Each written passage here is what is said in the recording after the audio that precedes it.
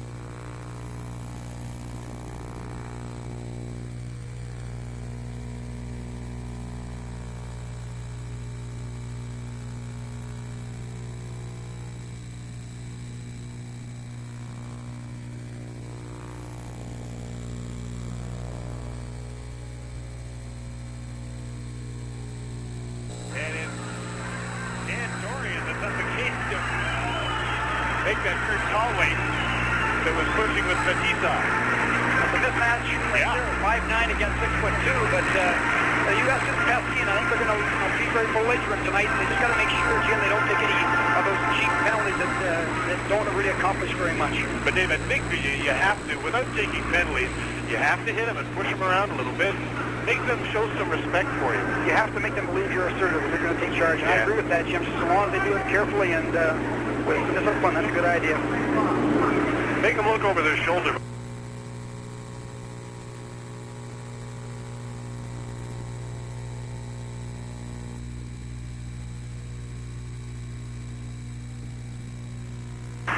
Johnson is number 17, working on the boards in his own zone, trying to clear the puck. He gets it to Dan Dorian. The center on this line is Todd Chanel, number 10. And the Soviets, Starikov and Stельнов, moving back and forth, and then it comes up the middle to Bikov, number 27. Over the blue line, he holds up the drop pass, goes to the defense. Starikov's shot is just wide on the short side. Todd Chanel plays the puck around on the boards for 29-year-old Richie Dunn, who's been playing in Rochester, and the puck is moved to center. Vyacheslav Bikov plays the puck back in the point to Stельнов, number 4, intercepted. Dorian went after it. The Soviets get the puck back. Up the middle, here's Varnikov, number 19. Knocks it back, and it's shot over the net by Komutov, number 15. Behind the net, Bikov. Checked by Dan Dorian. Dorian moves the puck up on the boards, kept in by Stельнов. The Americans take over once again. Peter Stockton trying to clear it, can't get it outside the line. Dunn has to clear the puck from in front of the net. Stельнов moving in. Richie Dunn gets the puck, but only for a second. Stельnov took a high stick up around the face. No call. From the point, Starikov's shot, tipped in front. Soviets all around the net, but they haven't had any shots on goal in this flurry in the last couple of minutes. Soviets changing on the fly. The American team is hemmed up in its own zone, just can't get out. It's very important when they get these long shifts in their zone. Never be too proud to ice the puck or freeze the puck. If the U.S. is going to continue to try to always get a successful breakout, there'll be some problems. There are times when late in the shift you're in trouble, just get it out. You're looking at Chris Chehaki. He was one of the doughboys, they called him in Detroit, when Mike Gillis went out and signed a number of free agents before last season. And Chris Chehaki spent most of last season in Adirondack and started the season there this year. Has most recently been called up to Detroit, but hasn't been playing because of a full groin. As he gets into the lineup tonight, he didn't play in Game 1 against Team Canada. Most of these Americans are in the same boat. They're fringe NHL players, just drafted, just out of college for the most part, playing in the International and American Hockey League. Once again, the U.S. showing a very patient approach here. With one guy forcing team, they've got 4 people back in the neutral zone. Holding on to the puck is Makarov, number 24 for the Soviets. Gives it to Larionov, back to Makarov to the side of the net. They tried to get too pretty. I think Makarov had an opportunity to shoot and didn't. That's correct, Jim. They offered him a pass. The Americans trying to make it 2-on-1. Donnelly tried to feed the puck into the middle for Chehaki, and it was broken up by Fetisov, who caught it man. Kazatona. Alexei Kazatona bumps the middle to Makarov. He just deflects it to Larionov, to Karutov. Back into the middle for Larionov, but broken up by Mike Burst, number 3 on the American defense. The Americans have Hall, Nicoletti, and Turcotte back out as their forward line now. Nicoletti tips the puck to number 11, Alfie Turcotte. And the play is called as the puck was gloved ahead, I believe. It was 14-22, and there was a penalty coming up, and it'll be against Makarov for high sticking. That's the call from Don Gaudet. Fred Hull took him out on the boards, and Makarov got a stick up there. I guess they're both going to go out for roughing here, high sticking. Fred Hull and Makarov, Sergei Makarov. He's a tough little guy. Makarov and Krutov are not good people, Jim, but you rough them up and they'll come right back at you. They're not afraid to play an aggressive game, and this kind of play, when you get tough with them, doesn't bother them a bit. We apologize to you at home that are experiencing audio troubles. It's not your set. We are experiencing some troubles in our transmission from Calgary. The fellas are working on it. We'll have it fixed up in no time. Coincidental minor penalties. Don't forget this is international hockey, so they're playing 5-a-side, including the goaltenders. Peter Stockton is number 28 for the Americans, trying to move the puck up. There's an awful lot of room out on that ice surface now. Jim, against this team, you want to avoid the 4-on-4, because 4-on-4, the real skilled players can stand out now, and you're forced to play better one-on-one hockey, and if it doesn't work out, you can really get some mismatches occurring on the ice surface. Soviets forwards are Seminov and Svetlov. Taterinov is the defenseman, number 6, carrying the puck up with Первухin. That's the 4th Soviet skaters as they circle in the American zone. Taterinov with the shot, and he has probably got the best shot from the point of the Soviet team, but he didn't show it there. Dom Campanelli out on defense with Richie Dunn. The Americans change their forward unit. Mike Donnelly comes out. and he'll be joined by Jeff Rolacek.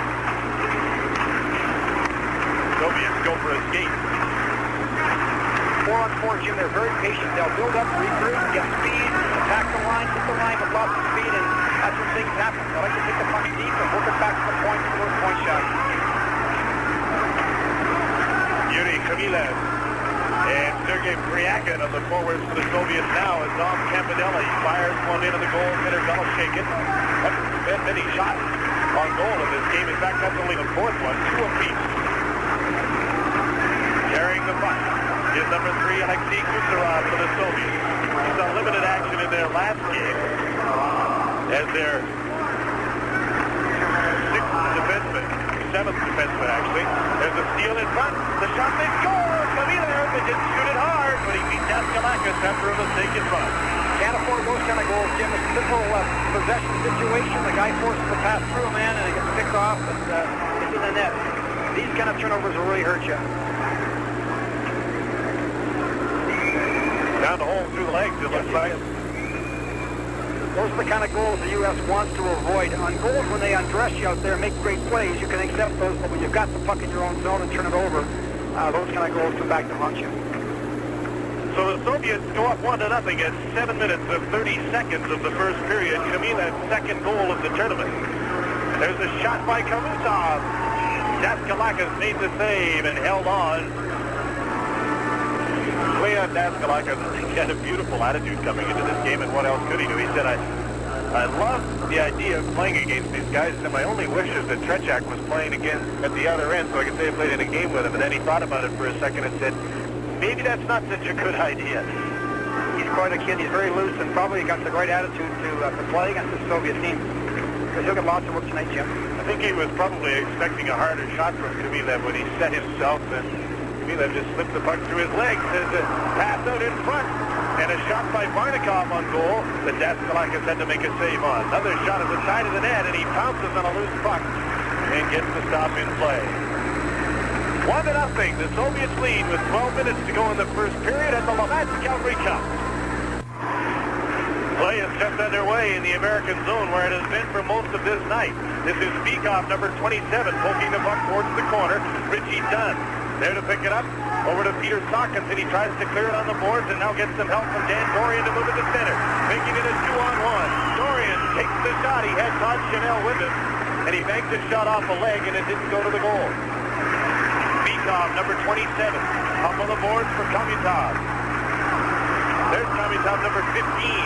Moving in front of the net, had Varnikov with him on the other side. In front, Daskalakis makes the save on Karutov, who was cruising through the middle. He was coming in late behind the puck, and boy, the U.S. forwards have got to be a little bit more observant than that. He sneaks in here behind and gets a quick shot away, and great save by the goalkeeper. That almost made it 2-0, Jim. It's interesting, too, the Soviets, on your breakout, they're going to pinch right down on your wingers, and they won't give you many of those easy outlet passes to the wingers. And they play a nice 2-1-2 with the centerman playing high and backing up the defenseman, and they really come down hard on those hash marks. So the U.S. is going to have to find the middle on their breakout a bit more.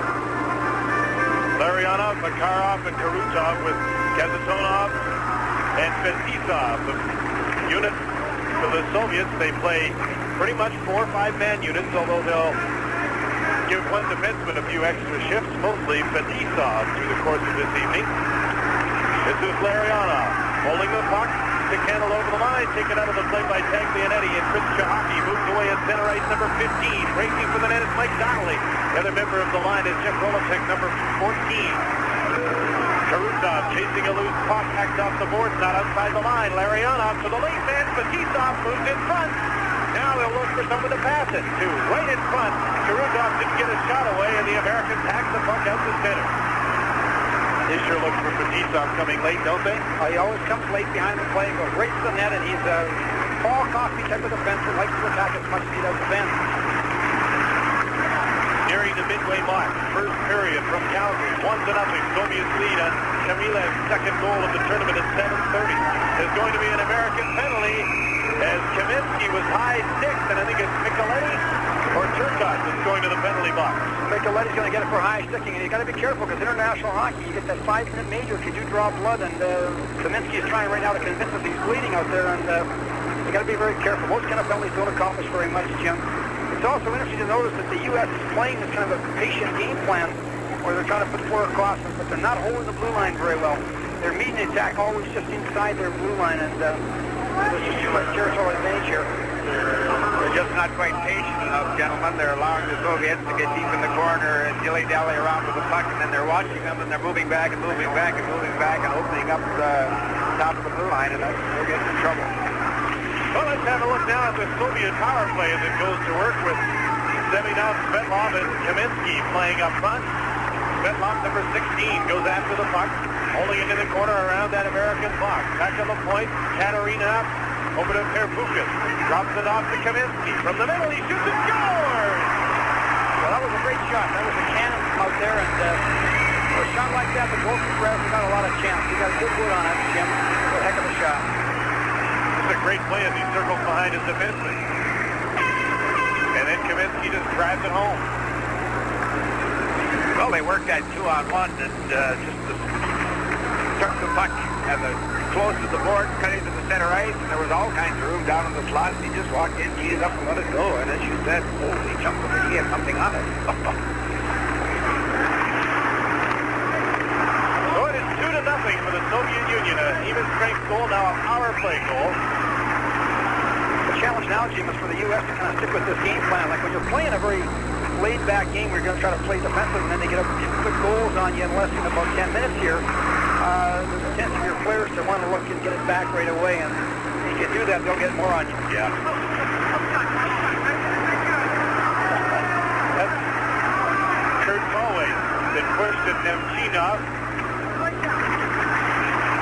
Galway, number 19, playing on this forward line with Ernie Vargas, number 21 on the left side, and big Max Mittendorf, who comes from the Quebec Nordiques organization at 6'4" and 195 pounds, playing the right wing. He's the biggest man on the ice. Racing after the puck is Nemchinov, number 21, right in front, shoots it. Daskalakis made the save though he was down. It's just like Kazantonov is blocked, and Daskalakis holds on and gets the face-off. The U.S. has got to respect this outside speed. I think it's done, gets speed up here in about the red line, and the guy walks around him. And back to the Soviet Union, when you get to take your wife along with you, and he's also got a friend who's an interpreter with him, it's a major bonus. The Team USA doesn't get the pop, get the jump, and shoot it in and do some forechecking. Stretchek could play goal tonight. Beloshenkin hasn't had to do very much. The shots are now 11-2 in favor of the Soviets. They lead this game 2-0. Starikov moves the puck ahead. This is Komutov into the middle for the late man. Beekov to the side of the net, trying to make a pretty play once again. And Starikov missed it at the side of the goal. Semyonov and Первухин drew assists on Kaminsky's power play goal at 10:20. That was the 2-0 goal. Barnikov, number 19, passes the puck to Beekov at the side of the net, turn to try and get control, and it's cleared by the Americans to center and down the ice. The Americans and the Soviets now change on the fly with 8:15 to play in the first period. Volosek comes off the bench with Mike Donnelly. Just went head over heels over his man Kalutov. And this is Chris Chahaki, number 15, in behind the net for Jeff Volosek. Sends it out front. Cleared away by the Soviets from the point. Sean Cronin, number 5, tipped in front just wide. Chahaki got a piece of that. Mike Birch on the other side, trying to keep the puck in. Good thing he got a piece of it. Or Kalutov would have been away to the races. There's an offside pass, and the play is called. Chahaki is a very exciting player, Jim. He played at Michigan Tech University, and he's got lots of speed, and he's an offensive player more than he's a defensive player. And he does buzzsaw. His guy gets in there and forechecks hard, and if they let him go a little bit, he can be effective. Once again, we'd like to apologize to our viewers for the audio problems we are experiencing. They originate with our mobile unit. We are trying to fix them up and clear up this sound as soon as we can. 2-0. The Soviets are leading Team USA, 7:40 to play in period number 1 for the Calgary Cup. This is game number 4. The two unbeaten teams. The Soviet Union had a 4-0 win over the Czechoslovakians. The Americans had a 5-3 win over Team Canada on night number 1. Jim, the Soviets have figured it out now. They can see the U.S. is going to hang back and not forecheck it, so they're going to build up and get them standing still, keep them with some speed, and look for some breakaways to occur here, because they're going to build up now and regroup a lot, because the U.S. is standing still in a neutral zone, and you watch the flying in behind them. Let's see how that works. This is the line to do it. There's the drop pass. Makarov to Lariana. Moves in, passes it off. Caruso scores! What a pretty goal. It's a great shot. They moved the top part of that offensive zone so well. A little drop pass. He walked in. All the coverage has gone deep and he snaps it upstairs. A great snapshot, too. He didn't slap it. Snapped it upstairs and a great shot. That's like picking the corners on those pieces of plywood that you cut the corners for practice. He just put that in beautifully, didn't he, Caruso? Jim, if the U.S. doesn't hold that blue line better than they are, like the 4 across is great. You've got to defend the attack and meet it outside your blue line. If they don't, if you're wasting your time playing 4 across, you might as well force it and go for it. Pat Micheletti put that pass through the crease. There's going to be a penalty. It'll be against the Soviet Union, Первухин. And so Team U.S. go to the power play, and they need one here at the Labatt Calgary Cup. The penalty is on Первухин, who chipped Brett Hull in front of the net. So Team USA will go on a power play. They've been outshot 12-3. They've been outscored 3-0. Not very much positives happened to them here tonight. Campanelli gets the puck in behind the net, trying to center it with Alfie Turcotte. Taking over is Svetlov now for the Soviet Union, number 16. He's out with Seminov killing the penalty. The American power play features Brett Hull. Bobby's son playing the right side. Pat Micheletti is number 8. Alfie Turcotte, former Montreal Canadian, now property of the Edmonton Oilers. Number 11 is the center. They'll play Dan Dorian, number 18, and Dominique Campanelli, number 4, on the point. I would suggest the Soviets are going to try to really put some pressure on this power play and not give the U.S. a lot of time to make things happen. Look for the quick counterattack, because they have no respect right now for the U.S. Leading 3-0, the Soviets are going to go for it. And it's only Seminov. Got around Micheletti, couldn't clear the puck, so Micheletti to Hull. Back in the corner now for Turcotte, number 11. Checked from behind by Seminov and knocked down. Brett Hull. Back to the point. Campanelli to Micheletti. Moves in with some room right in front. Shot wide, and Brett Hull got a piece of that. Shot it wide. There's a shot by Tatarinovich. Knocked down Dan Dorian, and Tatarinovich is going to get a penalty. He's getting double down. He's getting 2 minutes for crossing in front, and then he'll get 2 minutes for charging or elbows in the corner. So you're going to see him get a 4-minute minor. Jim, we talked about him in the last game, and you mentioned several times that you were correct. He likes to play a very aggressive game, and he's just great. I mean, right now he's playing very aggressively. He took a good cross check in front there, and then ran a guy in the corner with an elbow. You don't see that often with Soviet teams, but this guy, you see it all the time. He just likes to play like that. He was an all-star at the World Junior Tournament on defense in Hamilton last season. There's the shot he gave Dan Dorian, a good one. Gentlemen, he's no bigger than half a minute either. He's not, what, 170 pounds? You're right, he's not huge. He's not huge height-wise, no, but I think he's got some weight. He's got that great aggressive nature, which is a good thing to see.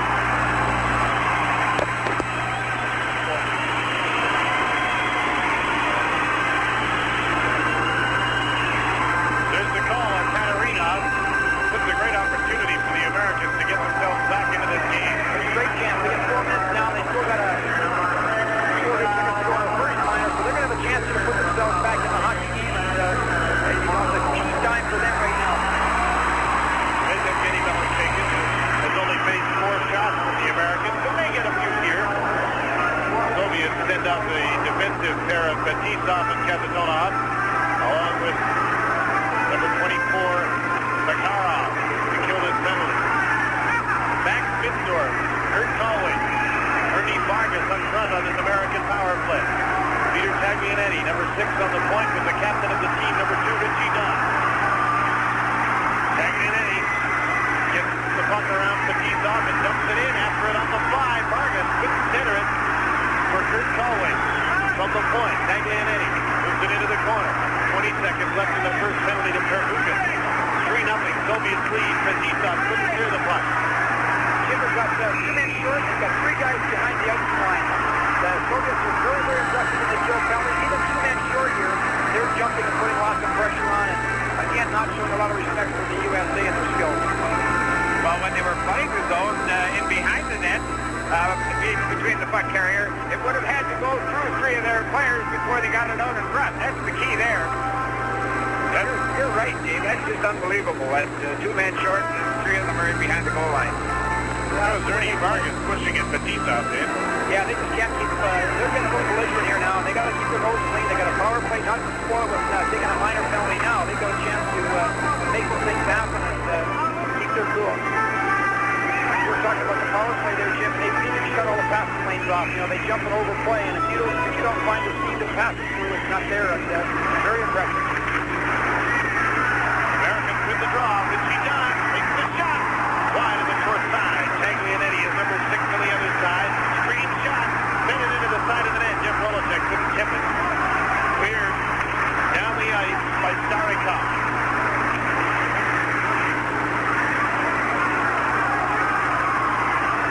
Taglianetti.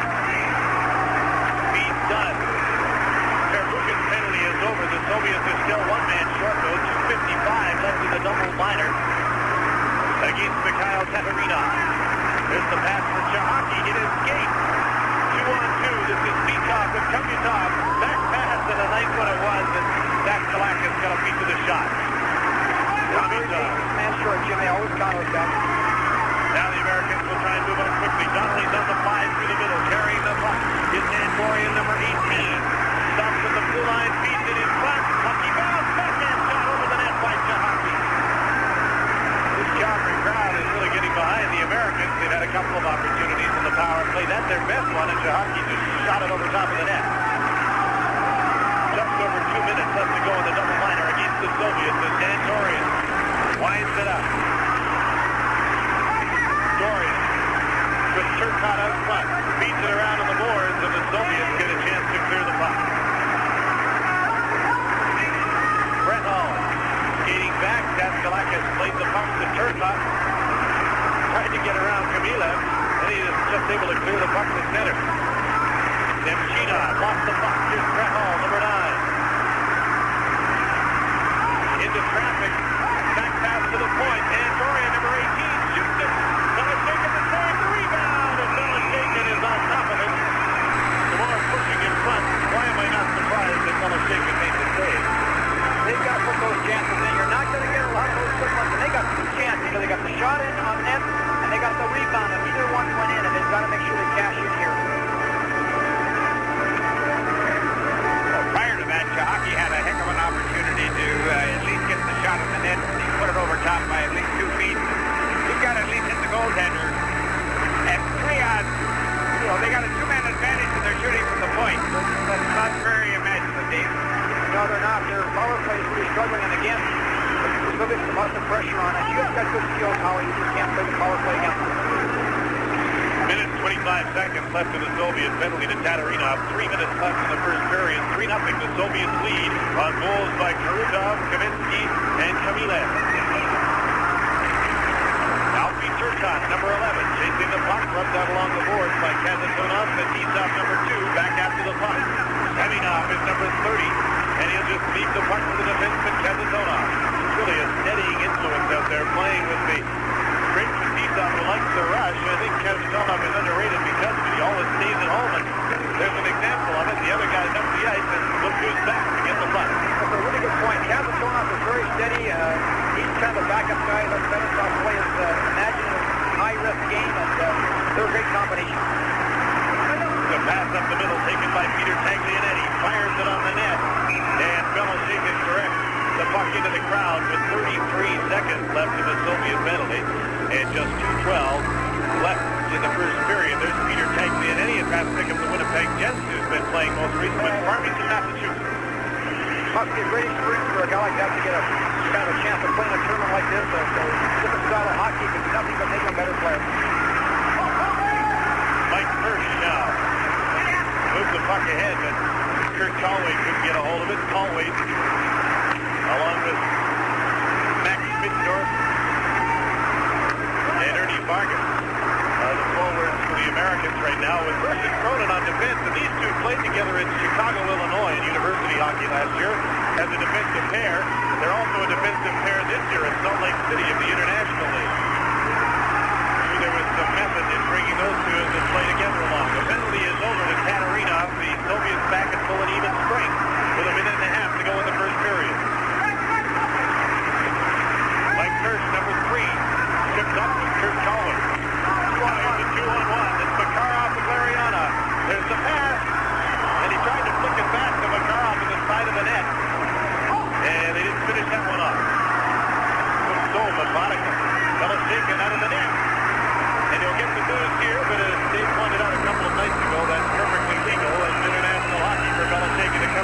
outside of his net.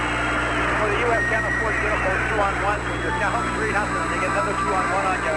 They're so fortunate not 4-0. And they've got to make sure they don't give those numerical advantages. Coming down the ice is Makarov on the forehand. Nice little flip pass over. And Larionov just gets a handle on it, but just shoots it a little wide. That's one of the advantages of playing the off wing when he's got the puck in his forehand. He can take the shot or he can pass it. It's pretty effective hockey. During the last minute of play in the first period, and once again we apologize for the audio difficulties we are experiencing from Calgary. We're working on it, trying to fix them up as soon as possible. Last minute of play in this period. Dan Dorian couldn't quite handle that pass. Checked in the corner by Fetisov. Make that Starikov, number 12, not number 2. Here's Dan Dorian trying to center for Todd Chanel, who's out in front. The Soviets take over. Tomizov, number 15. The top pass. Gets through to Beekov. After Barnikov put it to him, but he couldn't control it. Stельnov moves the puck ahead. Tomizov, number 15. Feeds it into the rushing defenseman Starikov, who came late, but he couldn't do anything with it in front, and Todd Chanel cleared it, not out. Back on the point to Starikov, number 12, shot a rolling puck, and it was blocked by Leon Daskalakis.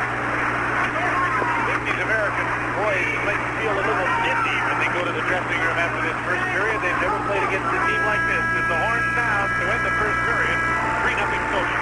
Yeah, they look very tired. The U.S. The last couple of shifts had no jump to their legs, and if they keep wandering like they are in their own defensive zone, they're going to have a long night because they're not playing any kind of a system in there. And again, a team thrown together this quickly, it's very, very difficult for the players to work with a team that moves the puck as quickly as they can. Occasion wasn't there, and then of course, after that year was over, he went and played with the USA team in Moscow, so now he can no longer play for a Canadian team.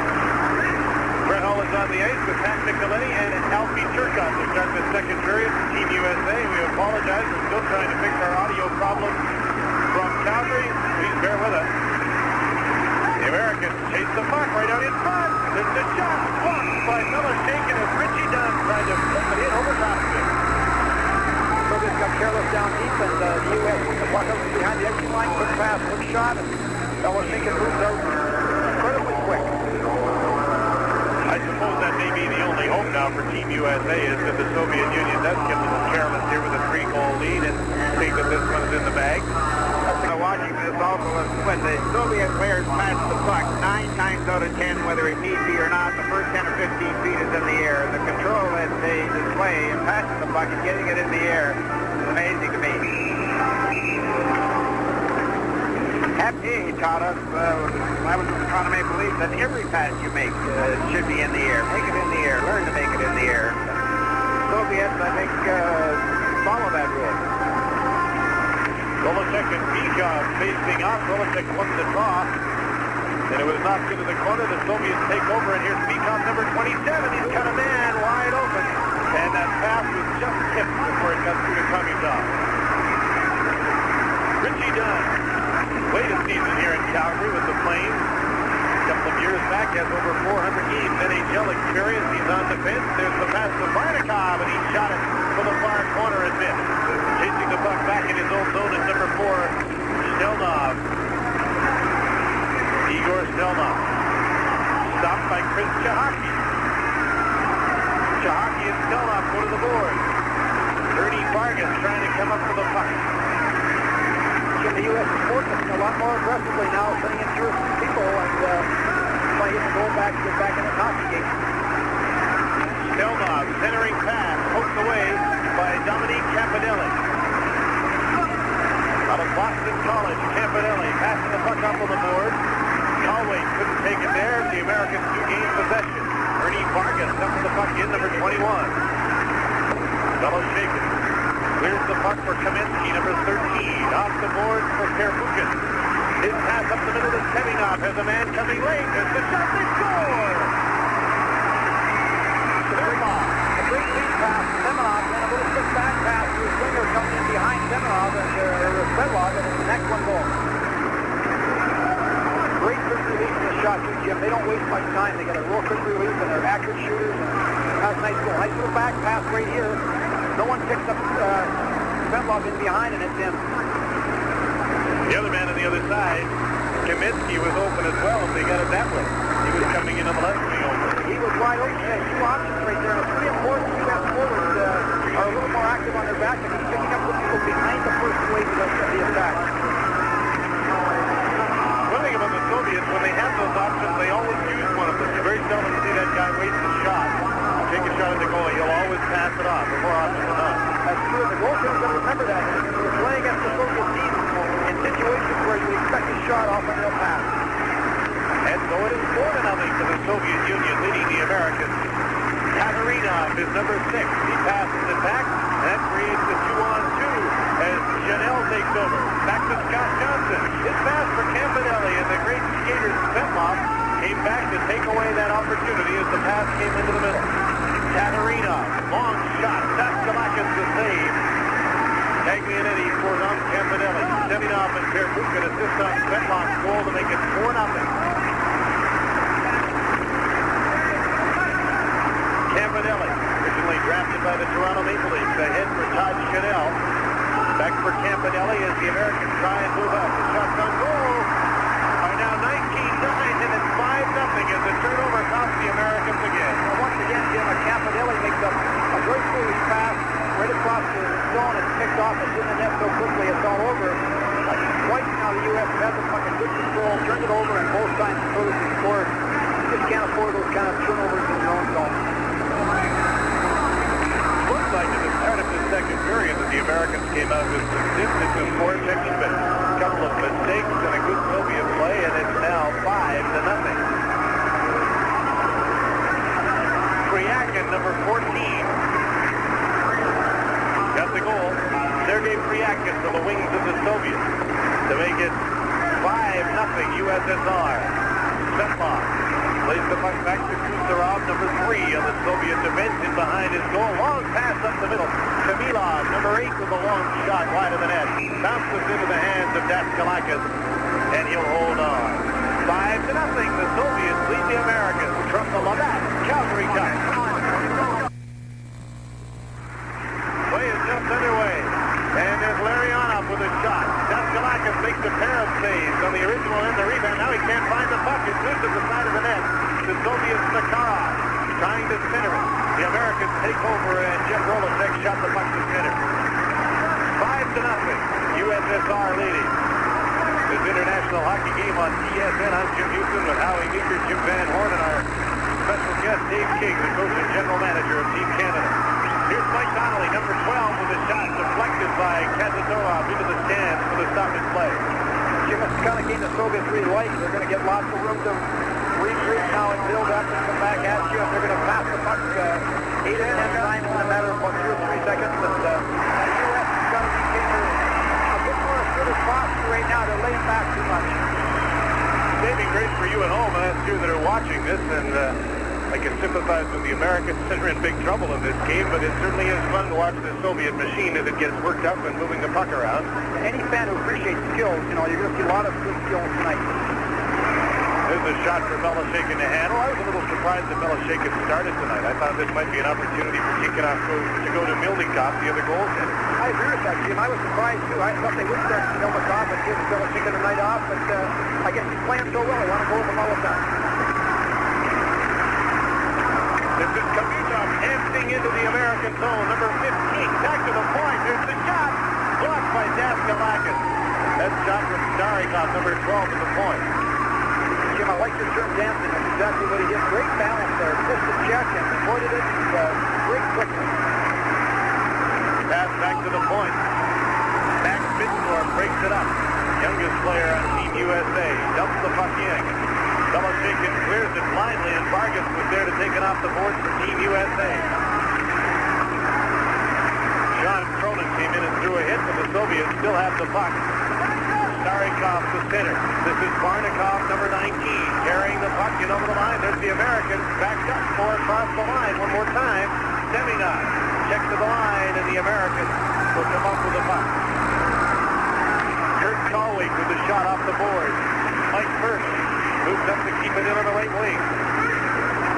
Scott Johnson came in and threw the hit that knocked his man down.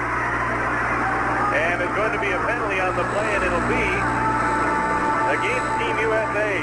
Scott Johnson, I believe, will go for the hit that he threw in the corner. Took a pretty good run there. I think he'll get called for charging or boarding, and that didn't really help very much. And Jim, it's in the U.S. Attack right now. They're getting just shots, or long shots, wide shots, nothing really to it. And, if they don't get more penetration on their attack, they aren't going to find very much here tonight. Johnson didn't realize with just a second ago that he had been called for a penalty. So the Soviet Union will go on the power play. Here's the hit by Johnson, who comes in late, and he hits Первухин and decks him, knocked him into the board. Sure, it was satisfying at the time. Yeah, of course, with your man short, and that's really tough right now. These Soviets are wound up, and they're really, when they get going like this, they start to really move that puck, and they kind of enjoy it. It's a little bit of practice for them, and they're pucking out like, and they're bouncing, and they can be devastating. 5-0 they lead. The time of the penalty is 5:22. Here's a 2-on-1 for the Americans, right in front by Kurt.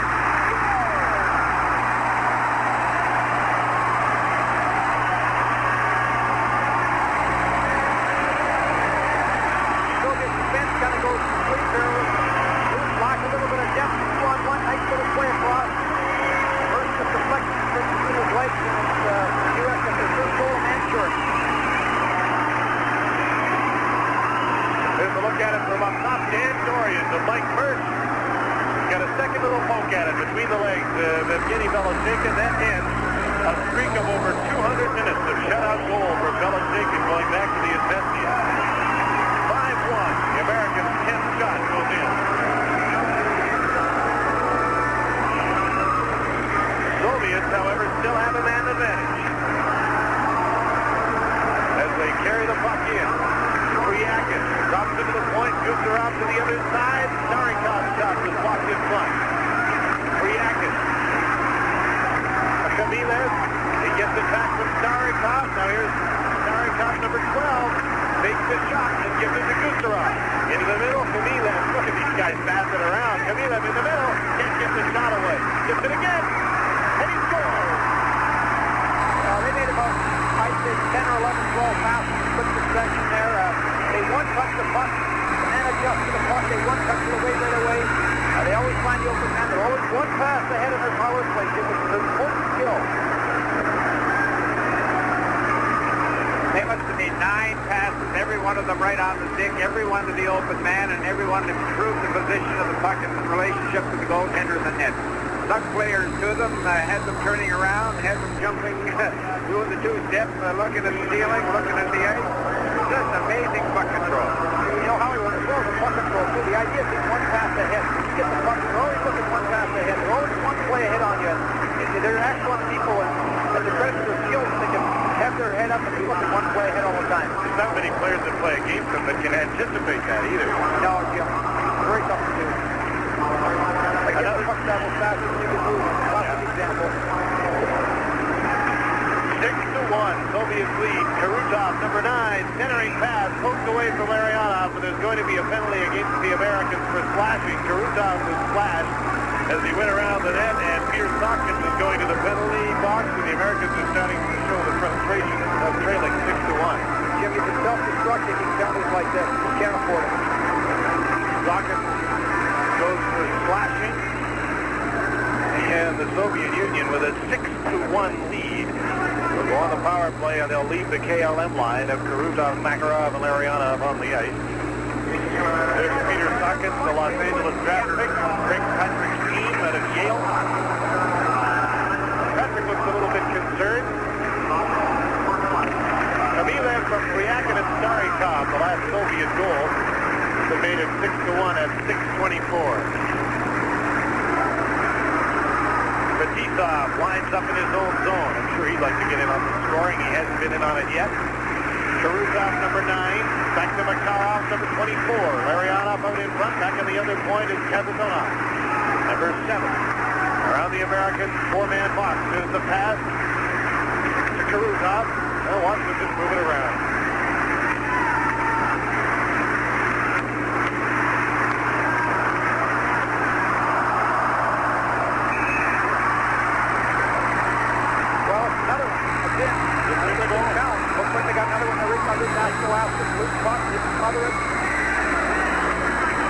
Looked like he had it as they played tic-tac-toe with it again and just moved the puck around beautifully before they put it into the net. Oh, they're great players. This line loves the power play too, and they do a lot of the great power play work. Look at the one-touch passes here. Here's the puck. It's under him right there, and it comes loose under his goal pad, and now it's tapped in behind him. That one should have been stopped by Cleone. He was down on top of it. He should have had the puck. He had it smothered in the puck. I gave off the top of the show. We said, folks, you're going to see one of the greatest power plays in the world. And the last two goals the Soviets scored, just their picture perfect. They're classic puck handling and anticipation. And as Dave said, they're one move ahead as the puck is coming to them. They realize the open man on their team is such as their Nicholas gone to them. They don't receive the pass, then look for the pass receiver. It's their third power play goal of the night, and it is Makarov that got the power play goal. 7-1, the Soviets lead. Here's Beekov, number 27, for Seamak in his first shift of the night. Alexander Seamak, the 20-year-old, who hasn't been used yet this evening, but everybody will get a chance to play now as Kurt Conway takes the shot that's deflected into the stands. The shot's on goal at 24-10 for the Soviets. A 7-1 lead. There's Kurt Conway, who's been playing in the International Hockey League with Flint, and the way things are going tonight, he might wish he was playing in the eye this evening. It has not been the kind of night the Americans thought it would be. So I think they were hoping that their strategy of being very patient was going to pay off, but now they're behind the 8 ball. Now they're all thinking about it. It's going to keep the score under 10. I know the feeling from previous experiences against this team, and it's not a good feeling amongst your team. There's Seamak with a pass into the middle, intercepted. And Kurt Conway, number 19, moves back the other way. Conway steered into the boards by Starikov. And there'll be a penalty called behind the play. I think John Gadet's going to help the U.S. out a little bit here. I don't think it was really a penalty, but he's going to make it the 5-on-4 and give the U.S. a chance to get on the score sheet again. High sticking is the call against Starikov. The last goal for the USSR was scored by Makarov. Fetisov and Larionov assisted on the power play at 7:35. They get goals a minute and a second apart as Starikov goes to the penalty box for high sticking. Starikov's a real steady hockey player. You know, he plays with the Red Army team all year long, and he's considered to be a real steady kind of a guy. Not a great offensive player, but always the kind of guy you can count on. He's played now for the national team for 4 or 5 years, and an excellent player one-on-one defensively. You just don't beat him. The Americans to the power play. They have Alfie Turcotte with Brett Hull and Pat Micheletti. Pat Micheletti is the brother of goal, was the defenseman in the NHL, mostly with St. Louis. And an icing call against the USA. There's Mikhail Tatarinovich, number 6 for the Soviets, the 20-year-old who likes to play rough and tough. Justus Mikulak, he's a good guy. See, I'm not sure who drafted this fellow in the National Hockey League. Somebody drafted him last year. He's the type of player, if you ever get him out of there, he'd be a great player in the National Hockey League. Washington Capitals drafted him. Chances are pretty slim to go from Moscow to Washington. Long ways apart.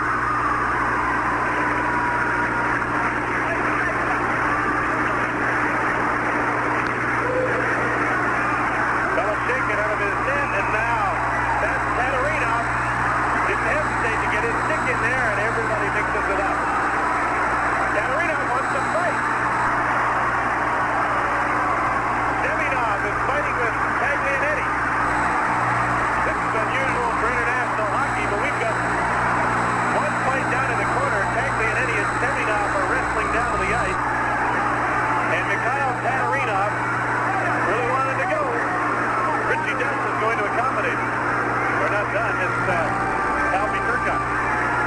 He's a tough kid. He wants to go here, and I think the U.S. is losing their cool a little bit. They've got to settle down a little bit. This is not the kind of way you're going to play against them. It's how it started with Pat Micheletti on Beloshakin. He kind of bumped the goal, but Stельnov comes in and takes objection to that. They stick up, and all of a sudden we've got a war going on in the corner there. This won't bother the Soviets, Jim, at all. Like they can play the tough game. They can take this kind of stuff, and this used to work in the old days, but you won't knock them around now and get them off their game. Boys, we take for granted that they're not big and tough because they don't play that kind of game in terms of fisticuffs. But I dare say, if you wanted to invite them to the dance, so to speak, they'd accommodate.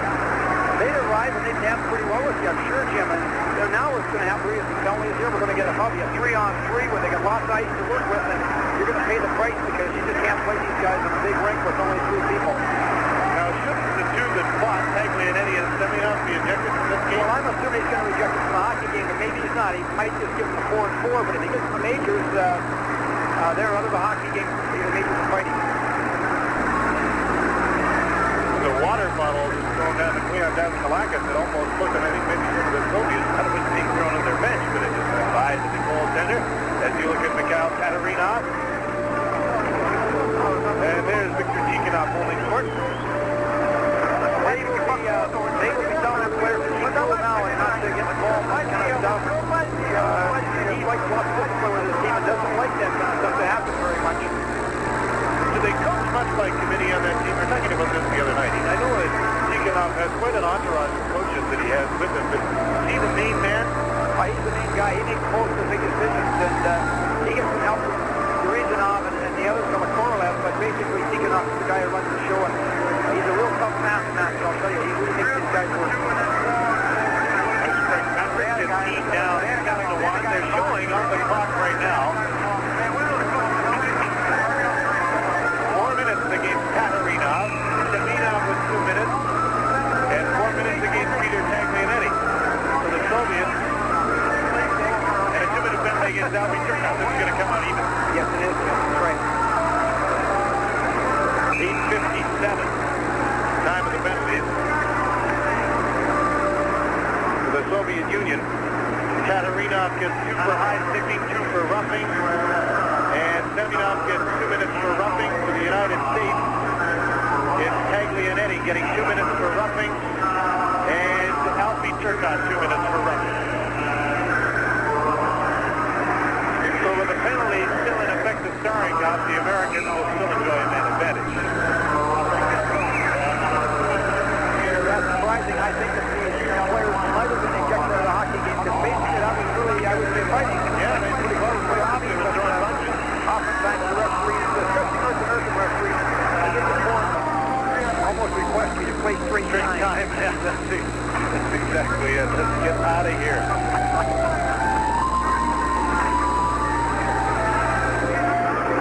They'll play 3 against 3. This is not a lot of fun playing 3 against these guys. If you ever get a mismatch on the ice, you have a lot of problems. Look at the guys. Makarov, Fettisov, Kazantonov, and here's Makarov going up the middle, which he does. He's got to stay with him and did. Kazantonov drops it off to Makarov. There's the other guy, Fettisov on the other side. Back into the middle, Makarov on his backhand, right in front. Stopped by Fayan Daskalakis. From the point, Fettisov shoots it. Blocked. Kazantonov. Back to Fettisov. Knocked away. Gives a chance for a breakaway, but he won't outspeed Kazantonov. Stay home. Shoots. Blasted wide. You can see right there that Fred Hell's got the big shot, but he had really good set of wheels. He still maybe got a chance, a better chance to score than that. Peter Sackett moves up and dumps the puck into the corner.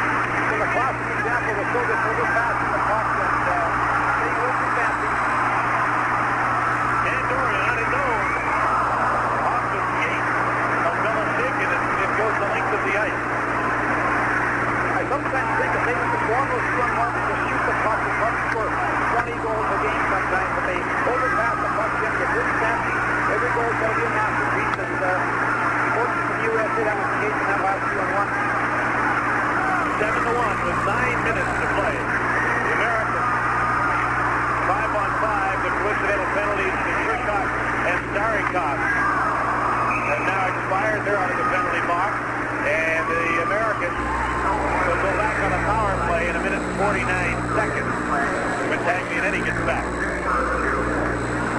Dominique Campanelli was originally drafted by the Toronto Maple Leafs, traded to the Montreal.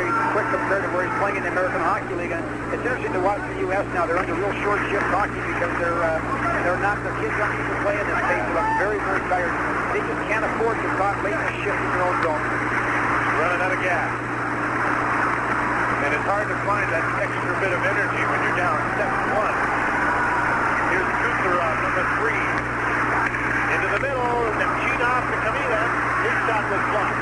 Back out front, Starikov's shot is blocked. Soviets pass it around, and the teams are playing 5-a-side. Minute 19 seconds to go in the penalty to Taglianetti, and then the Americans will go back on a power play for just over a minute. Richie Dunn with a long shot wide of the net. Kucherov back to pick it up. Essentially, the U.S. is really no attack here. Most of their shots are in the peripheral areas, and there's not much penetration. Kamilev handling the puck, lost it, and here's Christian Hockey. Can't get by his check. Starikov hacks the puck, but he doesn't get it outside the line, and now he gets another opportunity to pass it over to his defensive partner, Kucherov. Alexei Kucherov, a 22-year-old who plays for the Red Army, dumps the puck in. Peter Saukins takes over. 30 seconds until the Americans go back on the power play. Scott Johnson. There's Alfie Turcotte with his shot. For a chance to shoot, he couldn't get it away. The back pass and the shot over top of the net from Fetisov as Tatarinov set him up. Back the other way from the United States team. Alfie Turcotte with Scott Johnson. Turcotte's pass to the late man, which he does, bumps it off. And the Soviets were unable to pounce on that puck. Game just outside the line, they would have been away. Give any time on those 3-on-2s, your defensemen back in to see what they do. They can take the space in front with a series of a couple of drop passes, and they get straight scoring chances. Sergei Svetlov, number 16, is the man holding the puck in a frame right now, and then Fetisov is knocked outside of the blue line. Kazatona to Seminov. Soviets changing on the fly once again. Here's Fetisov. 28-year-old captain of Red Army and captain of the national team. Knocked down, and Karuzov takes over, shooting the puck to center.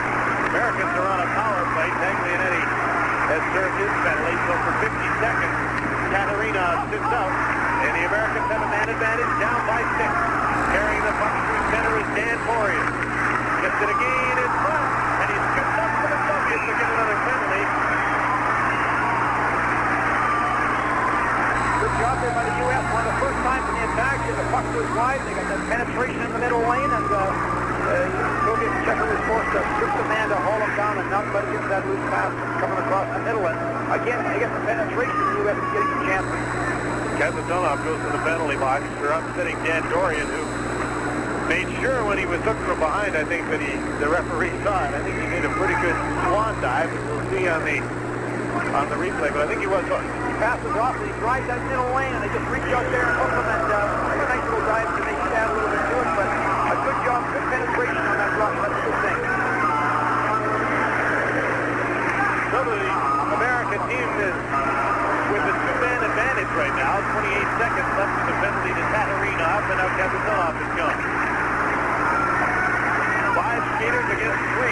Dominique Campanelli, Galofsky, Turcotte. He's up front along with Pat Nicoletti and Brett Hull. Soviets, Nemchinov, along with Stellov and Starikov, killing the penalty. Dan Dorian playing the point with Campanelli. Campanelli tried to pass it across the ice. It was deflected outside by Beekov. Danny Dorian, number 18, is very effective for the U.S. Probably been the most effective player in the region. He played in international hockey. He played in Prague a couple of years ago at the World Championships. And that's experience. You can see it, and he played pretty well out here. Dan Dorian is a first-team All-American out of Western Michigan, drafted by the New Jersey Devils. And he's on the ice on this power play. Kurt Conway is number 19. They got the puck back on the point to Peter Taglianetti. Back to Conway. Vargas is working in front. 1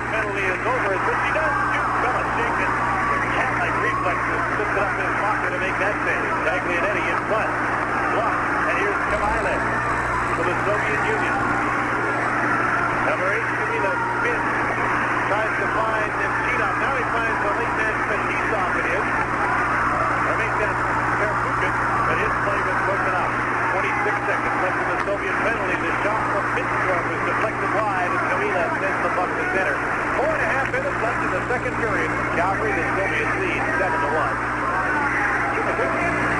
To see that the U.S. attack is all sharing the puck. Very few passes up the ice. Very few of those 15 passes. For the Soviets, great lead pass the puck very quickly. Some of that you can attribute, I'm sure, to not being together as a team. They just haven't worked as a team before. Very true. The team had its first practice 24 hours before its first game.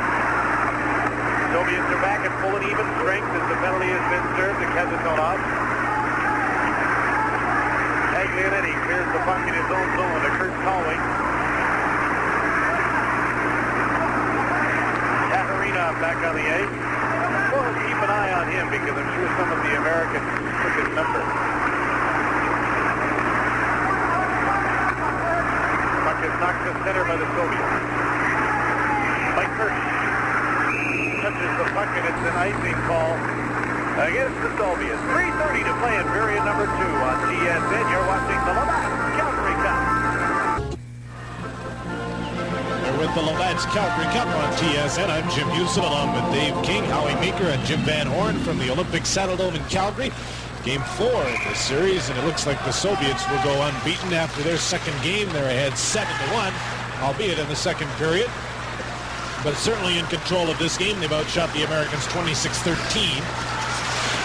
Here's Makarov for the great play through the middle to Krutov, and Deskalakis made the save. What great speed they showed. That play starts back in the right back in their defensive zone. Makarov and Krutov exchange sides to build speed. They come up the wing with lots of speed. They drive that middle lane hard. Great fake on the outside. He walks around the corner like he was just standing still. They cross here, build speed. He comes up the wing here and gives us a real nice little outside fake, and it steps inside here on the defender right there. The middle lane's been driven by Krutov right there. Great chance. Shot off the faceoff is blocked by Cleon Deskalakis in the American goal. Here's Mike Donnelly trying to send Chihaki away down the right side. He's checked, and there's a penalty coming up behind the play. It's a slashing call, and I'm sure it came well back of the play. Two players were coming up the ice, and I believe it's Mike Mersch that's going to go for slashing. See, those kind of penalties are just unforgivable in a game like this because you're down 7-1 and you're on the verge of being embarrassed here, and this fellow takes a slashing penalty behind the play. It doesn't do a lot of good. It's hard, though, Jim. I mean, I feel for the players, too. The frustration levels get pretty high, and people can lose it once in a while, but you just can't do that because you're just penalizing your team. You might feel pretty good about it, but your team doesn't. Another power play for the Soviet Union. They've scored 3 times with a man advantage tonight, and they've only had 4 opportunities.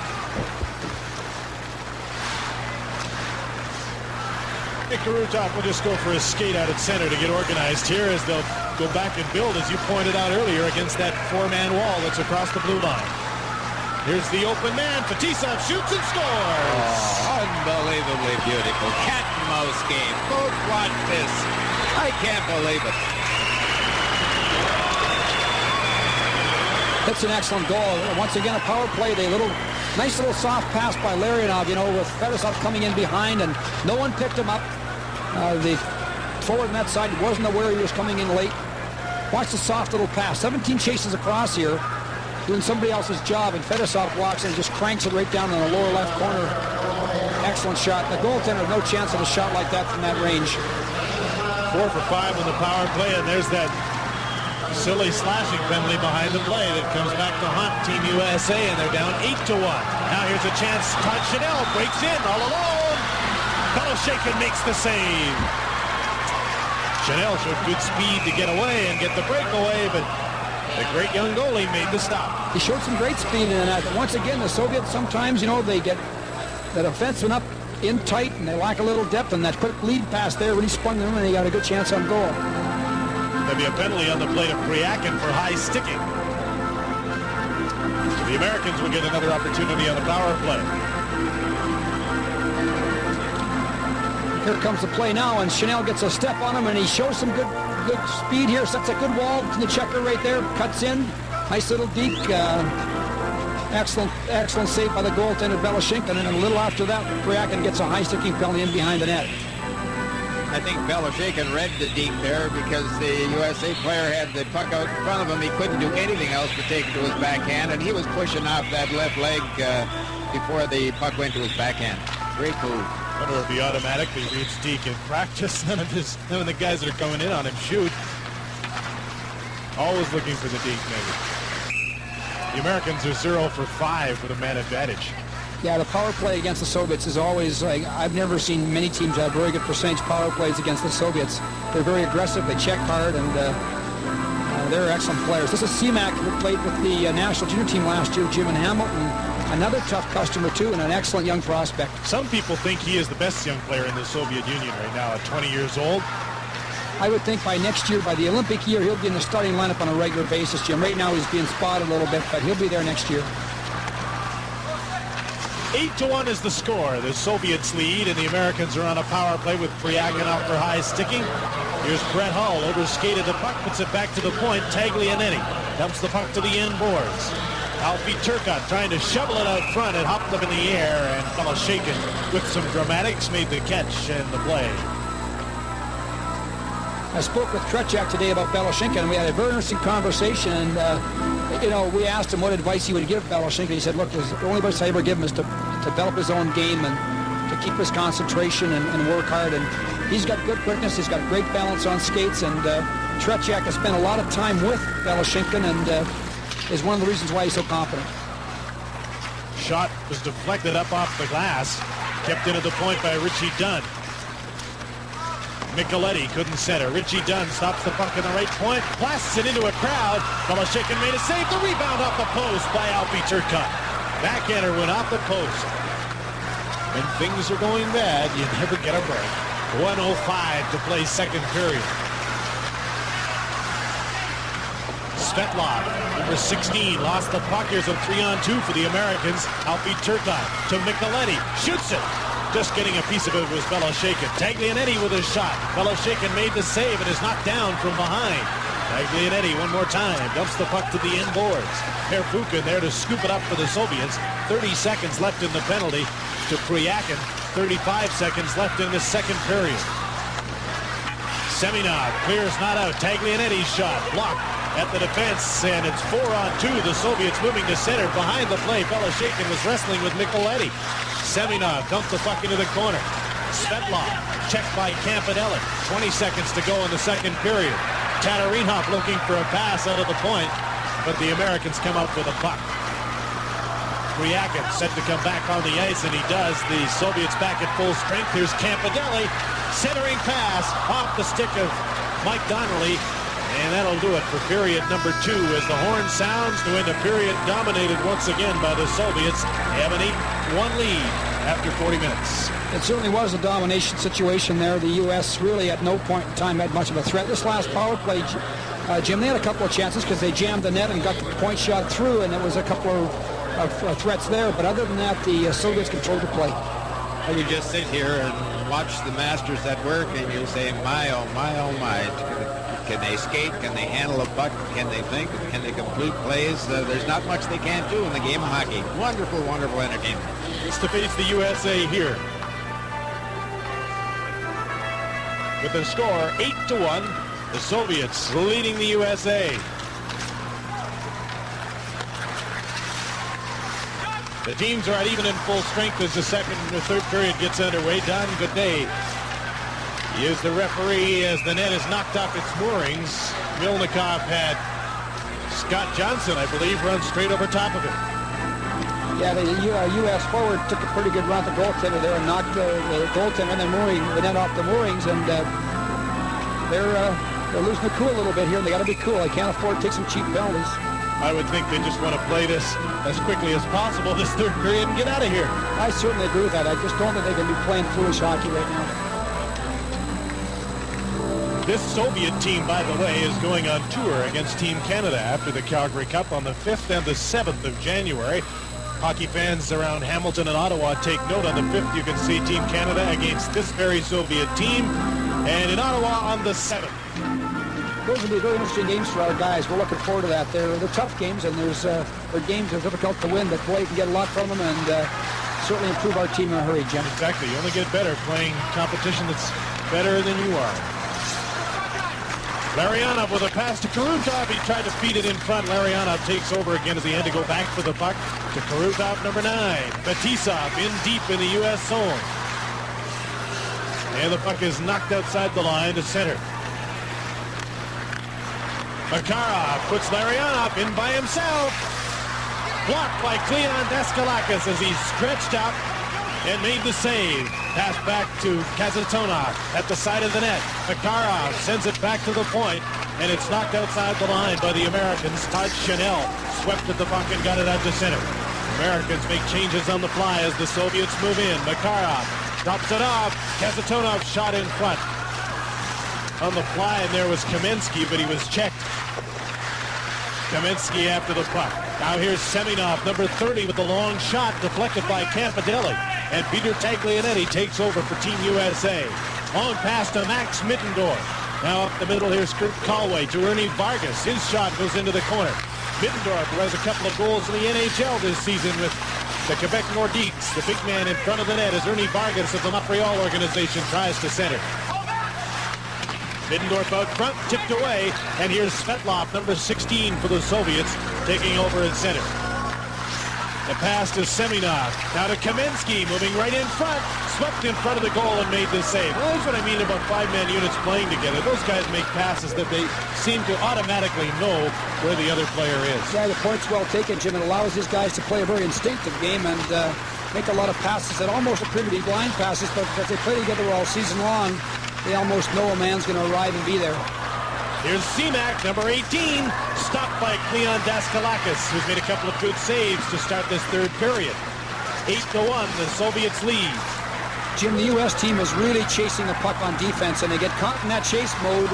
That's going to cause them a lot of problems. You can't start chasing the puck. You got to make sure you let somebody else do the job. You just can't have 2 or 3 people doing one person's job, and it's happening right now.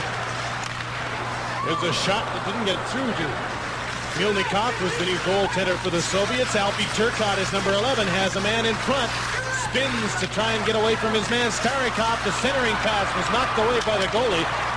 And then the defense clears the puck to center. Here's a 2-on-1. It's Semak with Komutov. Semak faked the shot. Komutov tried to backhand it towards the goal, and he couldn't control it nor get a good shot away. When they go to the bench, I know for sure that Semak will be talking to Komutov about putting the puck back so he could get one-time the puck, because he opened up there with a stick back. Jim ready to one-time the puck, and the pass was off his front foot too far, and normally they want the puck in a certain place. TSN will continue to originate from Calgary in the very near future after the Calgary Cup. Little minor penalties have been handed out. That is Bykov that has gone to the penalty box along with Dan Dorian. Or Pat Micheletti make that, of Team USA. Slashing the call on Micheletti. And on Bykov. Coincidental minors. Kamilev breaking through the middle, got a shot that was blocked by Cleon Daskalakis. Lots of room to skate. One more time for the Soviet players. Taterinov, number 6, takes over to Gusarov, number 3. Now winding up and starting out of his own zone is number 14, Fryakin from the Soviet wings. He drops it off. It comes through to Taterinov. Feeds it to the open side. Gusarov feeds the streaking Kamilev, and he can't hit him in front of the net. Jim, if you're not away from the puck against these people, they'll really burn you. In the U.S. right now, they're all playing like they're playing little tunnels out there, and they have not very much idea what's happening away from the puck. They're all kind of concentrating only on the puck.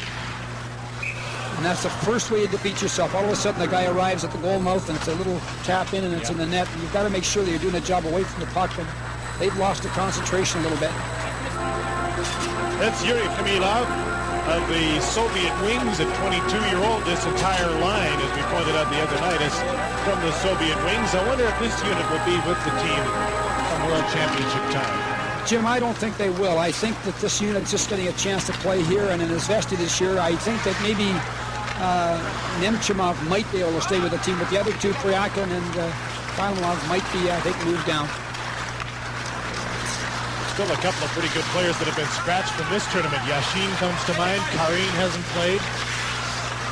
I'm surprised that Kareem hasn't played because he's really a good young player with great speed, and he's probably a better player than the other three guys from the Soviet wings that are playing.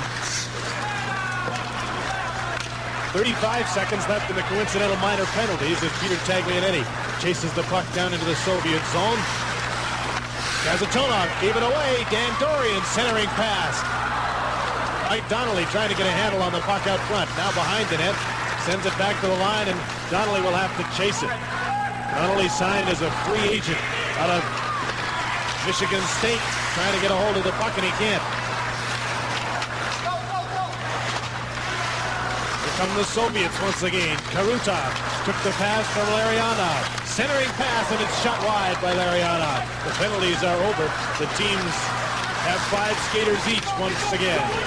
Number 5 is Sean Cronin, moving through the middle. Stick handling, plays it off to Dorian. The centering pass goes off the stick. Held against the boards by Taterinov. And he brings it and passes it onto the wing to Kaminsky. Number 13, Kaminsky, made the move, but the puck just drifted into Daskalakis. Todd Chanel, checked by Kaminsky. Seminov in there as well, looking for a loose puck. Scott Johnson is number 17 that took the 2-line offside pass, so we have a stop in play, and we'll turn it over to Howie. Folks, if we got something for you here, a tic-tac-toe play, the puck does not stop for a second on any Soviet stick. This is a Soviet player that has it. It'll come to this man right here, but this guy knows already he's on the curl, and this fella's on the curl as well. Now it's just bang, bang, bang. Watch it. They don't stop it. Off of one stick onto the other stick, and there he is. Made the curl in front of the defenseman, and he's home free like a bird. Super puck control, great anticipation. And, talk about playing the game with your head as well as the stick of the skates. They're great. That's a perfect example, Dave, of what you were pointing out earlier, being one pass ahead of the play at all times. They knew where the pass was going ahead of time. That was a classic highlight to show the people. Just great skills right there. It's going to be a penalty against the Soviets. It'll be a roughing call, and it'll be against who else? Taterinov. We'll be back with more from the Labatt's Calgary Cup.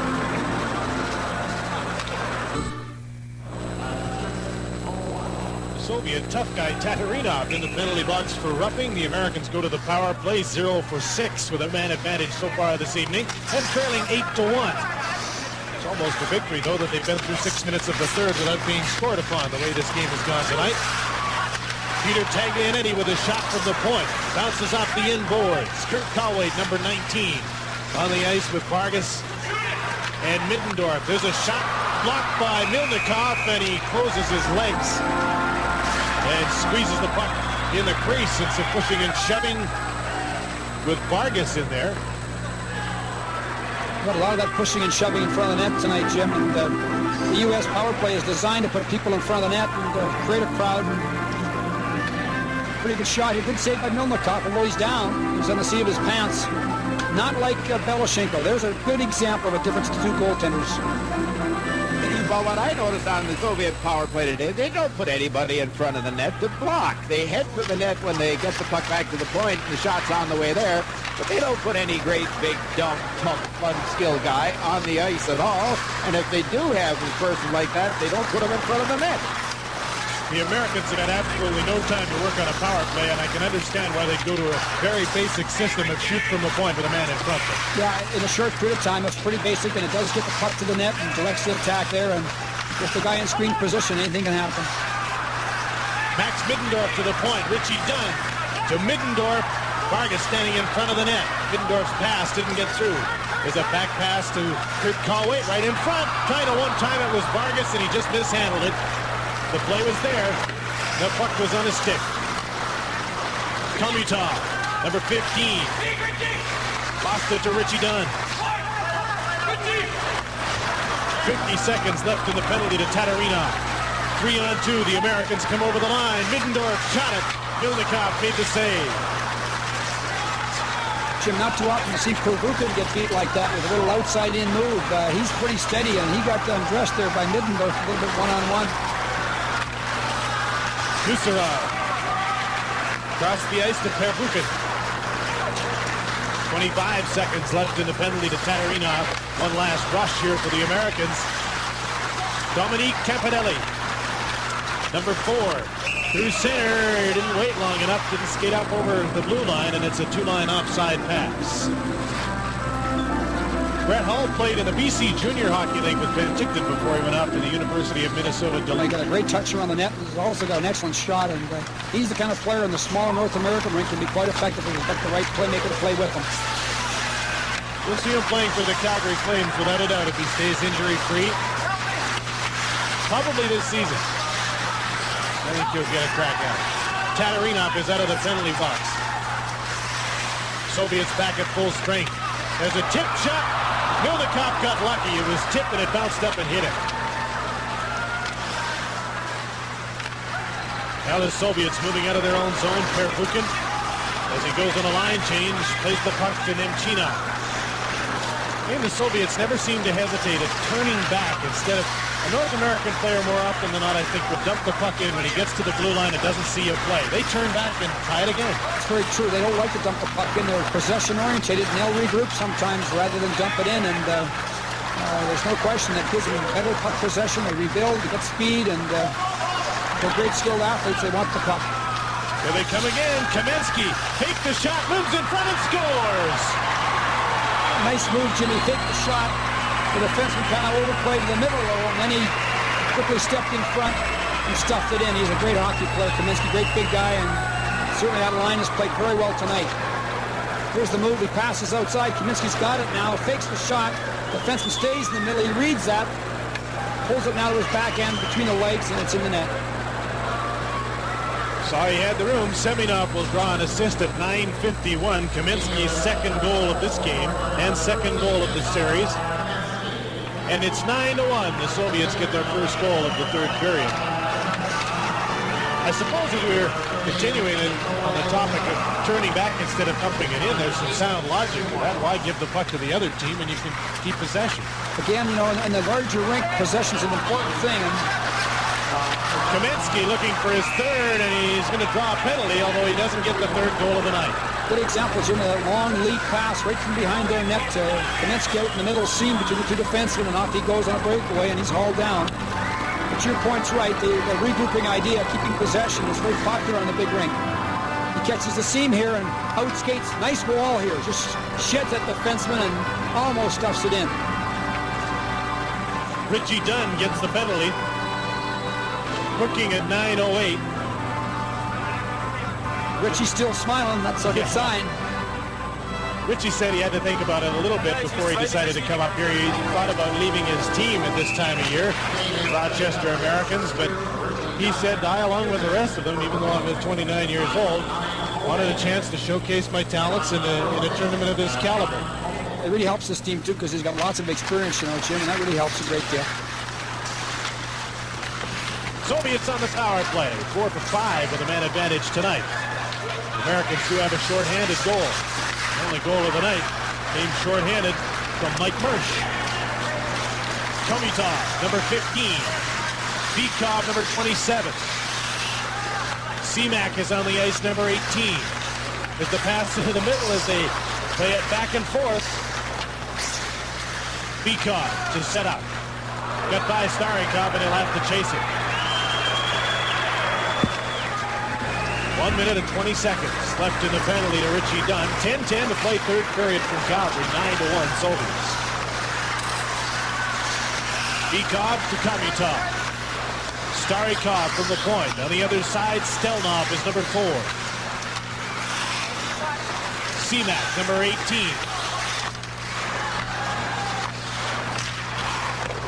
Got the shot away, and it was wide. Starikov again, moves in and shoots. Daskalakis to save, and the Americans get a chance to clear the rebound. Pretty good power play, lots of puck control. Again, they've got 3 people across, and they are looking to try to either get the point shot in with the deflection or play across the back door. The Soviet wings line out of the power play now. This is Priyakin. Samilev in front. Priyakin back onto the point. Kazanov. Priyakin. Nemchinov, and he'll dump it into the corner. Kamilev. Right behind the net. Dan Gorian's going to get a chance to clear it. No, he's not. Yusera. The defenseman Khrushchev came way down to keep the puck in the zone there, Jim. And their defensemen will do that. They move right down and make passes around the boards, try to keep the puck in and keep the pressure on. Just turned his body in front of Dorian to shield him from the puck. And made the play, keeping the puck in. The penalty is over. There's the shot on Daskalakis, kicked away as Kamilov let it go. 8:40 to play third period. 9-1 Soviets, and the Americans back at full and even strength. The Soviets 4 for 6 with a man advantage tonight.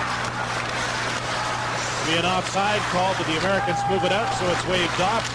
Colway chases the puck as Taterinov plays it around on the boards for Kamilov. Here's a 3-on-1. The Americans are on a line change. Seminov, back pass, got real fancy there. Yeah, you got to overpass the puck. Nothing simple in their game, and again, that's a classic example of how they overpass the puck. Puck the mustard off the hot dog. 8:15 to play in the third. It's 9-1 Soviets. Welcome back to the Labatt's Calgary Cup on TSN. 9-1, the Soviets lead Team USA. Tomorrow night, it's Team Canada against the Soviets. Seminov gets the puck to the point. Tatarinov's blast hit a stick in front and went wide. Middendorf clears the puck to center. Colway raced after the puck. Tatarinov clears it. At center, Seminov gets through a crowd for a nice move on Richie Dunn. It was a great move, Jimmy. Just dropped the puck into his skates and almost skipped in between the defensemen. There was a great chance for Svetlov, and he shot it wide of an open net as they moved the puck around brilliantly once again.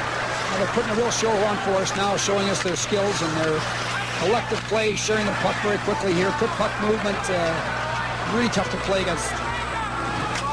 Well, we're going to show you some Soviet power skating. Right here a few moments ago, Kaminsky, watch him blow by the U.S. player, and this fella here will just wait to get him the puck.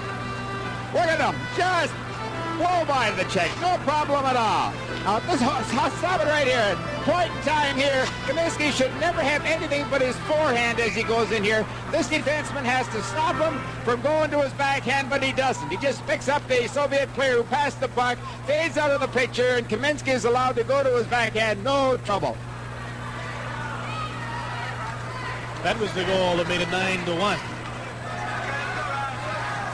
Now the Soviets have Bikov along with Komutov and Barnikov on the ice. Actually, Semak is out there playing for Barnikov now. As the 20-year-old newcomer to the team gets a chance to play some more, the Americans trying to put some pressure on now with Micheletti, Hull, and Turcotte, the forward line on the ice. Brett Hull got the puck out for Turcotte to the inboards. Here's Pat Micheletti. Spins to get away from Starikov, or tried to. The veteran turned with him and made the play. 3-on-2 to center. Here's Bikov holding onto the puck. Into the middle, Komutov. Great back pass. Starikov backhander kicked out by Daskalakis. They know there's somebody's coming late all the time when those forwards hold up. The U.S. is really chasing deep, taking 4 or 5 guys right deep to the net, and they're just using the top part of the zone to back pass it into for the guys coming late, and that's just murder. I can sympathize with them. I mean, almost makes you dizzy just to watch them up here, and I can understand how you can get sucked into starting to chase the puck. Yeah, Jim, and you got to watch out for that. You start to overwork too much, and it's going to be a big problem for you. Semak is number 18. There's a point man coming late. There's a shot from Tatarinov, and there'll be penalties on this play. Semak has been signaled along with Scott Johnson, I believe. High sticking is the call. I'm not sure whether both are going or just one. Looks like Semak's the one getting it, not Johnson. Again, we talked about Semak earlier. He likes to play the rough, tough game just like Tatarianov does, and they're both the type of players who can get a little greasy once in a while. They're missing one of the great players. I watched the World Junior Championship last year, and remember Igor Vyaznika, number 16. If you watched that tournament, people who did will remember it. He was a sensational player, but he's gone missing. And I'd like to believe that he's under suspension by the national team. Yes, he is. He's not going to play. He's suspended for, they say, for life because of pretty serious drinking problems and poor behavior over there. And he's a fine player, Jim. He's, I would say, could be one of the top 4 or 5 forwards in this hockey club. The penalty is to Semak. The Americans on the power play for the 8th time tonight. Searle for 7 so far. puck was gloved ahead, and so the play is called. There's the coach, Tikhonov. I would think he's pretty happy tonight. They played a pretty good hockey game, and they've moved the puck extremely well. Kind of embarrassed the U.S. a little bit with some of their play here, but Tikhonov is the type of guy, he's not that often satisfied, Jim. He always finds something to kind of complain about. He was in a pretty good mood after his team beat the Czechs the other night. Very amiable. It's hard to sit in on some of the press conferences sometimes because I never know whether to believe the interpreter. They don't tell you very much, do you, Jim? They don't give you much information. They're very secretive. And they'll almost tell you anything you want to know except anything personal. If you've got a few pins to trade, they'll tell you who's in the lineup, who's playing with who, and all sorts of general information. But ask anything personal and forget it. Jim, it looks right now as if the Soviets are not that interested really in scoring goals. They're just moving the puck back a lot. They're man short, but they're moving the puck back, not trying to counterattack when they've got the man down. And usually they do. Usually when they're a man short, they'll still try to score on you.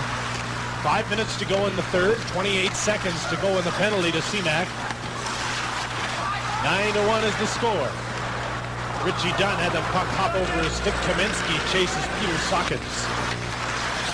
Dunn lost the puck after it is Svetlov. Back to pick it up is Mike Donnelly. Donnelly, number 12. With a pass ahead, it's picked up now by Jeff Rolochek, number 14. In through the middle with some room, pops it back. There's the shot by Donnelly, deflected into the stands just as the penalty to CMAC expires. Howie? Well, folks, we want to show you how the Soviets create open ice and then have the sense to move into that open ice. The Soviet player here will have the puck and he'll just drop it to the man who's on the bill daily, who's really coming out of his own end, and that's the key to their success. Now what the puck carrier will do, watch, he'll go, stop it right here. He'll get everybody going this way, but the key is, watch this fella here. He will come into open ice and take it here, but he's not going to do anything with it. There's the guy there that's going to walk home free. Puck carrier gets fellas going to him, stop it. There's the open ice that he moved into. Now look at everybody's in that half of the rink, and he's coming just like that. Man, oh man, do they know how to create open ice and get into it and get the puck there at the same time as the player arrives. It is just a classic.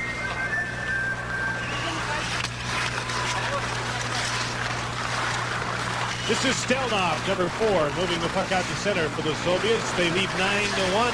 This game reaches its late stages. Komitov almost hit the double figures, but he missed the net. Max Middendorf to Kurt Colway coming on the other side. Going for the net is Ernie Vargas. There's the pass to the late man, anticipated and cut off by Bykov, though. Vyacheslav Bykov for CMAC, number 18, is getting a lot of ice time in the last half of this game.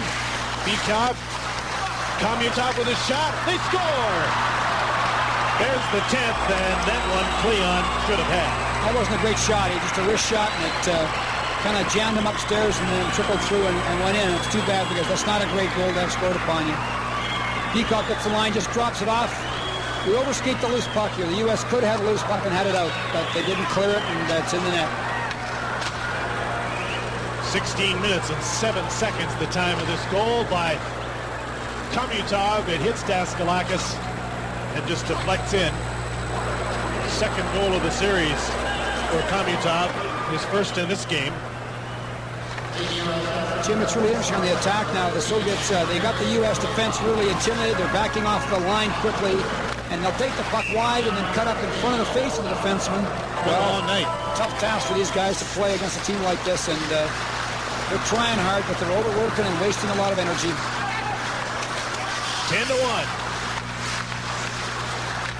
Illustrating the great power of this Soviet team. They've spread the scoring all through their 4 lines.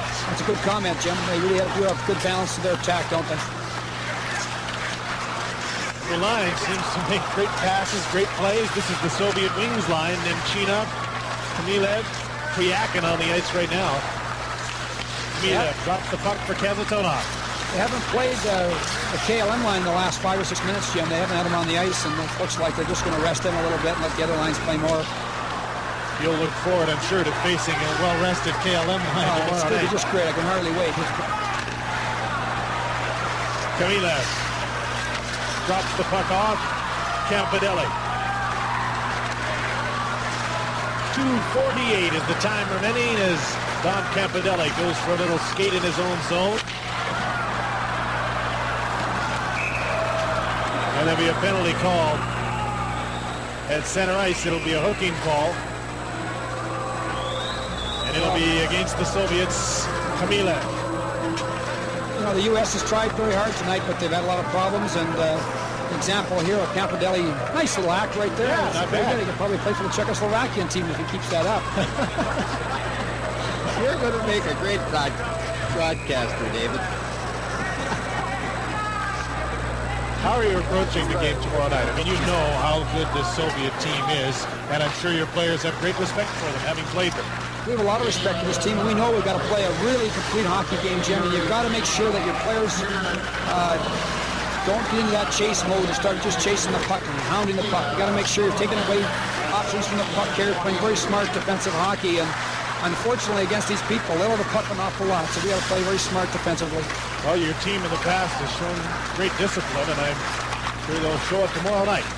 2:12 remaining in this game. 10-1, the Soviets lead Team USA, and the Americans are on a power play for the 9th time tonight.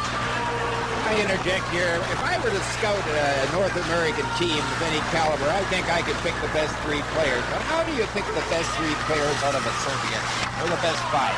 If I'm a scout for a National Hockey League club, how do I?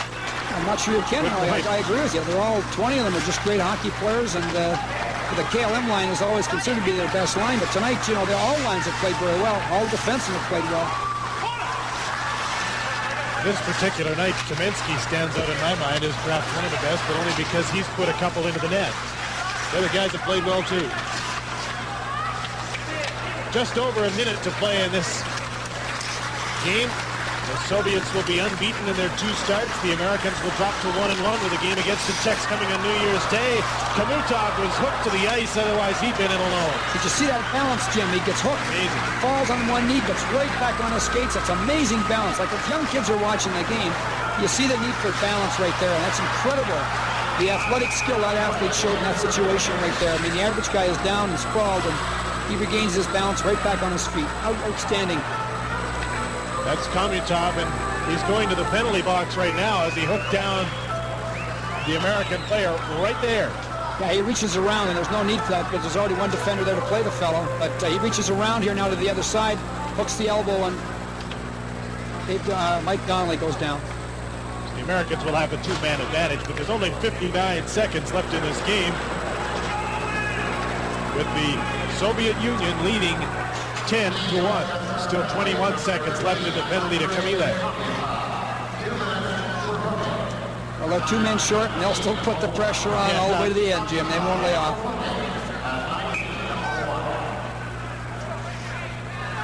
Bikov taking the face off. The Nemchinov, rather, is thrown out. And Gustserov comes in to face off against Cheprolicek. Cool heads better prevail here. The game's almost over, and the U.S. should just take their time now and be thankful it's only 10-1 and end this thing. Mike Donnelly's going to go to the penalty box. Frustrating night. Jim, the one interesting area where the Soviets that sometimes don't show good judgment is that in their face-off alignments, like their techniques, they're good on the draws, but sometimes their alignments give a few things away, and it's just the one area of the game where we sometimes see some things that we think would be exploited a little bit if they would, if teams would adjust their lineups against them. Donnelly and Nemchinov. The penalty goes to Donnelly. Elementary at this point. Chris Chehaki holding the puck right out in front. Cheprolicek is stopped by Mylnikov. He's really only had to make a couple of saves in this game since he came in for Beloshakin in the 3rd period. Leon Daskalakis has been the guy dizzy at his end of the ice, watching his red sweaters come in at him. Less than 30 seconds to go in the game. Gusarov takes the shot off the side of the net. Nemchinov, number 21. Kamilev is out of the penalty box.